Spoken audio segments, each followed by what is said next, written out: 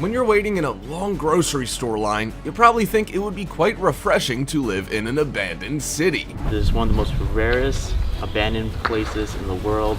After all, you would get to avoid being stuck in traffic.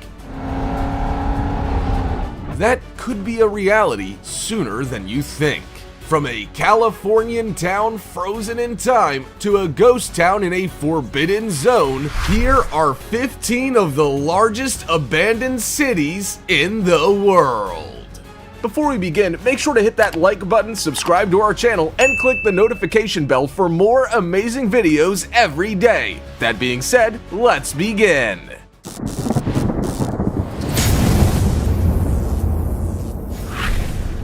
Number 15. Ordos City. Think about the last time you drove through your town or city in the dead of night. The streets were quiet, no one was around, and shops lacked the hive of activity they usually see during the day. Now imagine that during the day. That's what people can expect when they visit Kangbashi, a town south of Ordos in Inner Mongolia. The quiet, nearly empty town spanned 137 miles and was built in the early 2000s to house over 1 million residents. Even though it cost over $1 billion to accommodate a significant number of people, it's home to just 1/10 the population it is supposed to cater to. According to those who visit Kangbashi, the town has a post-apocalyptic feel. Vacant high-rise buildings, half-finished projects, and empty streets are what face those who wander through the township. However, you can't help but wonder if the people who do live there find it to be a breath of fresh air compared to the overcrowded, noisy cities and towns nearby. Is it abandoned or merely a paradise for those who want to escape? Number 14. Hashima. Hashima, or Battleship Island, sits off the coast of Nagasaki and has been a ghost town for more than 40 years. With its 10-story apartment buildings, courtyards, corridors, restaurants, and schools, it might seem strange to think that no one lives there, but no one probably should have lived there in the first place. In the early 1900s, the Mitsubishi Corporation believed that the island was sitting on top of a coal deposit. For the next century, workers harvested coal under the seabed, with around 400,000 tons leaving the area every year. Most of the workers in the mine were forced laborers from Korea. While they worked on Nagasaki, which was around 0.3 square miles, they created a city around the mine site to live. The apartments were built on rocks and were linked together with corridors and stairs. By the 1950s, around 6,000 people called it home until the coal ran out. Once Mitsubishi closed the mine, the city was left abandoned. It was closed to visitors from 1974 until 2009, but was approved for organized tours since then. Number 13. Bodie. Bodie is a dusty, decrepit old town around 13 miles off State Highway 395 in California. To look at it today, you would think it's ripe for demolition, but this township looks exactly as it did in the 1800s and 1900s, and that's how the California state wants to keep it. Bodie is a state historic park that is preserved in its current condition by California State Parks. The goal is to maintain the buildings in their 1880s condition, but not improve them. So why is Bodie abandoned and now only kept busy by tourists passing through? In 1859, gold was discovered nearby, and a mill was established just 2 years later. Before long, the township grew from a population of 20 miners to 10,000 people by 1880. Saloons, brothels, gambling halls, opium dens, houses, and more all popped up in a short space of time, all catering to the gold miners who flooded the area in search of that mega haul of gold. Families, store owners, prostitutes, and people from all walks of life and all different countries decided to call Bodie home. However, when the gold dried up, so did the industry. As quickly as they arrived, everyone left in search of the next sure thing. Now, anyone can drive to Bodie and get a feel for what life was like back in the 1800s. A slow, bumpy, and dusty road leads to the township, with equally dusty homesteads and structures positioned along the main stretch. While it is abandoned, Bodie is still worth a visit. Number 12. Pyramidin. Pyramidin is an abandoned Russian mining village on an island that's only accessible by sea or snowmobile. It's positioned on the archipelago of Svalbard, which sits above the Arctic Circle of Norway. While its location is reason enough not to want to live there, it's hard to believe that people once did.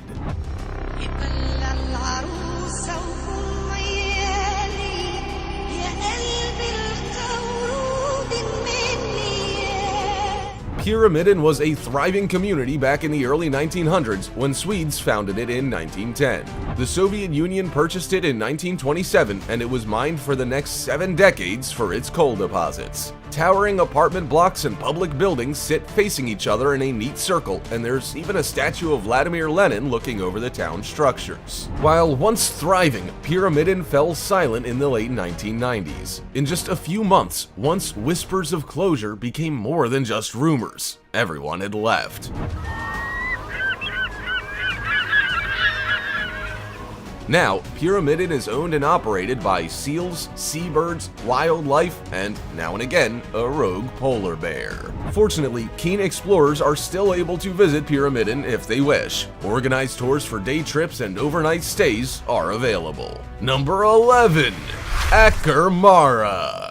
Around 40,000 people used to live in Aker Mara, Georgia, but if you happen to visit the township, you'll only find visitors like yourself and few actual residents. Aker Mara used to be a mining town, but the unprofitability of the coal industry took its toll. With the end of the USSR around the same time, resident numbers dwindled and mines shut down. By the 1990s, the siege of Tvarkeli caused Aker Mara to be cut off from the rest of Abkhazia for over 400 days, which meant supplies had to be helicoptered in. That spelled the beginning of the end for the once thriving township. While tens of thousands of people used to live here, now mere hundreds do.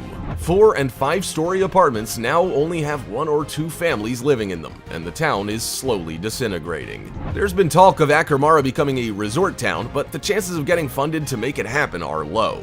Therefore, tourists visit to take a look around, view the mines, then head back to Abkhazia. For now, it remains a unique location for tourists, but not somewhere you'd be likely to lay down roots. Number 10. Butuan. It's amazing how quickly things can change in a short space of time. Just think how long your lawns grow when you head away on vacation. Then imagine what can happen with a 10 or 20-year gap in maintenance. Butuan is proof of just how quickly nature can take over. Butuan was once a thriving fishing village on Shengshan Island off China's east coast. It used to be home to around 3,000 people, but it was always quite hard to access and exceptionally remote. These 2 factors meant that more and more people started leaving. By 2002, it was completely depopulated and merged with a neighboring village. Within decades, the empty houses within the village started to be taken over by nature. Climbing plants covered facades, and blankets of bushes swallowed fully furnished homes. Most people would remain oblivious to this island's existence if it weren't for photos taken in 2015. Once those photos hit the internet, people were chomping at the bit to pay a visit. A Shanshan Island representative, Chen Bo, said telephone lines were jammed and Butuan wasn't equipped to open to tourists. Chen said, "We urge visitors to preserve its tranquility for now." So it looks like you won't get to see this village anytime soon. Number 9. Coleman's Cop. The name Zacharias Luala may not mean much to most people, but he's the reason why the township of Coleman's Cop in southern Africa's Namib Desert came to exist, even if it no longer does. Zacharias was a railway worker who was clearing sand from the railroad tracks in 1908 when he stumbled across diamonds. His employer did not reward him for the find, but the discovery set off a massive diamond mining operation. By 1912, Coleman's Cop had produced millions of carats annually, which equated to a little under 12% of the world's diamond production. Before long, this barren desert became a thriving town. It had a post office, ice factory, a butcher and baker, and families were moving to the area in search of riches. However, German authorities wanted more control over the diamonds and reserved rights for prospecting to one company. Laborers were employed and forced to live in cramped conditions for months. By the 1930s, however, the area was nearly depleted of diamonds. As quickly as it had been established, the town was left abandoned. By 1956, once pristine homes were lying in ruins, covered in sand, and waiting for nature to claim them. Number 8. Goldfield. While Goldfield in Nevada is not entirely abandoned, it's pretty close. It was established in the early 1900s as a gold mining town, like a gazillion others, and was home to thousands of people who were on the hunt for that big payday. Within 2 years, the local mines were producing $2 million worth of ore, or 30% of all ore produced in California at the time. Once the gold rush was over, most of those who called Goldfield home left. Today, around 200 people remain, catering for the many thousands of visitors who want to see what an abandoned gold mining town looks like. Gold mining is, oddly enough, still ongoing in the area, but not to the same extent. Most of the buildings lie abandoned, and there isn't even a gas station. Given the state of the abandoned cars, there's likely no need for one either. But if you do happen to visit Goldfield, there will be somewhere for you to stay. The Santa Fe Motel and Saloon underwent a complete renovation to provide accommodation for anyone passing through. Some people have also been thinking about renovating their buildings and opening up shop. For now, though, it remains a near completely abandoned town. Number 7. Calico. Calico was a once thriving town in California with 500 silver mines. It roared to life in 1881 with California's silver strike and produced around $20 million of silver ore in just 12 years. However, just a few short years later, the value of silver plummeted and Calico became a ghost town. After all, there was no reason for its residents to hang around when their livelihood had been destroyed. By the 1950s, a man called Walter Knott purchased the township, because that's what you do when you're rich, you buy towns. Schitt's Creek, anyone? He restored the majority of the buildings to look as they did back in the 1880s and created a tourist attraction in the process.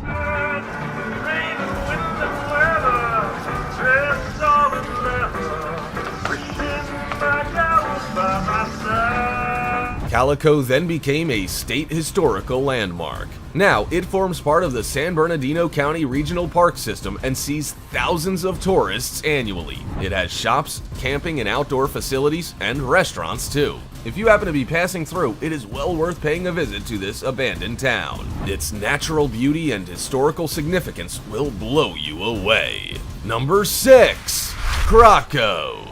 If you've seen James Bond Quantum of Solace, Passion of the Christ with Mel Gibson, and Saving Grace, then you will have likely seen Krakow. Krakow is a town in southern Italy that has been abandoned for over 5 decades. Krakow has been a town since as early as 1060 AD, with many of its buildings dating back to medieval times. In 1277, it was home to about 2,500 people and maintained a consistent population of about 1,500 for every century since. However, a plague in 1656 saw the population drop dramatically before poor agricultural conditions saw it plummet even further. By the 1950s, natural disasters, poor soil, and unstable terrain meant that Krakow was no longer fit for people to live there. By 1963, the remaining 1,800 people who called Krakow home were relocated to a new town called Krakow Peschiera nearby. They lived in barracks and tent cities until more suitable housing options were arranged. Today, Krakow is abandoned, overgrown, and only accessible by tourists on an organized tour. However, tourism has seen funding become available to maintain the site and make it available for festivals and cultural events. It has also been the set for many films and TV shows. Number 5.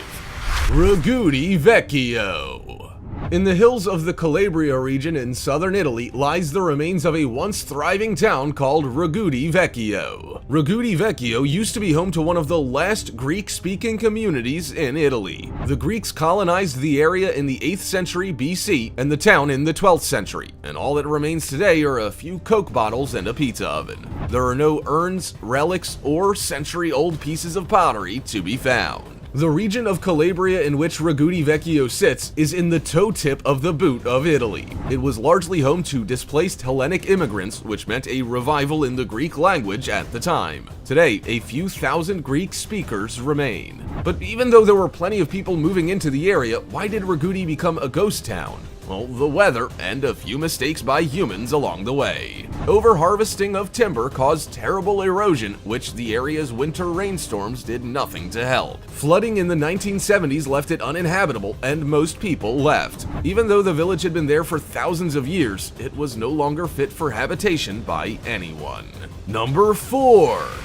Burj Al Babas. Many people have dreamed about living in a Disney-style castle, so why are 399 of them sitting empty in Turkey? A luxury housing development near Mudurnu in Turkey called Burj Al Babas was half completed in January 2019, when the developers Serhat Property Group went bankrupt. The construction of the chateau was underway in 2014, aimed at wealthy holidaymakers who wanted to set up a home away from home. While a handful of them were sold, the majority weren't, and several investors pulled out. The company that built the properties is around $25 million in debt, and the construction was halted. Since then, the Turkish government has developed new building regulations, which means that these castles may no longer comply. In some areas, housing developments must fit into existing neighborhoods and must be low-rise. These castles don't tick either of those boxes. Still, the developers are hopeful that if they sell just 100 castles, they can clear their debt. The houses are not all that feature in Burj Al Babas either. Alongside holiday homes, there is an entertainment complex and Turkish baths. For the average wealthy Gulf tourist, this town could have been the epitome of luxury.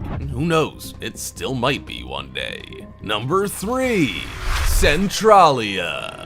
It's hard to believe that Centralia, Pennsylvania used to be a thriving mining town. Today, most of its buildings are gone, the streets are empty, and graffiti has taken over. It's not hard to notice the elephant in the room either. The smoke wafting from one end of the town to the other. See, it wasn't a lack of industry that drove people away from Centralia. It was a mine fire that has been burning for over 5 decades. Before the fire in 1962, around 1,200 people lived and worked in Centralia. When the city council decided to clean up unregulated dumps, they started with an abandoned mine pit in Centralia that was used as a rubbish dump. The council decided they wanted it cleaned up before Memorial Day, but they thought the best way to do that was to set it on fire. Before long, a giant mine fire began and the local mines were closed. Attempts were made to put out the fire, but all failed. Some areas reached over 900 degrees Fahrenheit, so Congress paid people to leave, and Centralia was no longer a town where anyone could live. Even today, it still burns. Number 2. Kelso. Technology has killed many things. We already know that video killed the radio star, but technology also destroyed towns. Kelso was a railroad stop that was built in 1905 between Los Angeles and Salt Lake. Locomotives pulling trains along the 2,000-foot grade 18-mile road to SEMA needed to stop and fill up their boiler water supplies. Union Pacific Railroad then bought the line and built a depot with a roundhouse and maintenance facilities there in 1924. During that time, 2,000 people worked in or near Kelso, California, in the mines and in iron processing for the war efforts. However, after the war, diesel engines overtook steam engines and there was no longer any need for trains to stop in Kelso. The population slowly diminished until the depot closed in 1985. The railroad stop has been a ghost town ever since. However, if you do happen to be passing through, it's well worth a visit to see what a ghost town looks like up close and personal. There's a boarded up post office, old shops and houses, and a few structures reminding tourists that people used to call this area home. Number 1. UFO City. Towns become abandoned for many reasons, but rarely is it because anything paranormal or supernatural is thought to be going on. That might be the case with this development, however. The Sanchi Pod City in New Taipei City, Taiwan underwent construction in 1978, with plans for it to become a seaside holiday resort for Taiwanese people of affluence and US military officers. The homes were all in the shape of pods, which was a popular home design of the time. Even though this city had all the makings of something great, a series of events meant it was entirely abandoned just 2 years later. A strange spate of unexplained suicides involving seemingly happy construction workers, random car crashes, and supposed hauntings were thought to be to blame. There were rumors that the Sanchi Pod City was built on a Dutch graveyard, and they weren't happy about their remains being disturbed. Others thought that the destruction of an ornamental dragon caused chaos and carnage, but others simply believed that the high price tag meant no one wanted to buy the pods, and that's why they ultimately went to rack and ruin. Today, no trace of them remains. Before you start cursing that grocery store line or the miles of traffic backed up on the freeway, decide if any of these abandoned cities are worth trading that for. Surely you'll have changed your mind. Have you visited any of these places? Also, check out our other cool stuff showing up on screen right now. See you next time!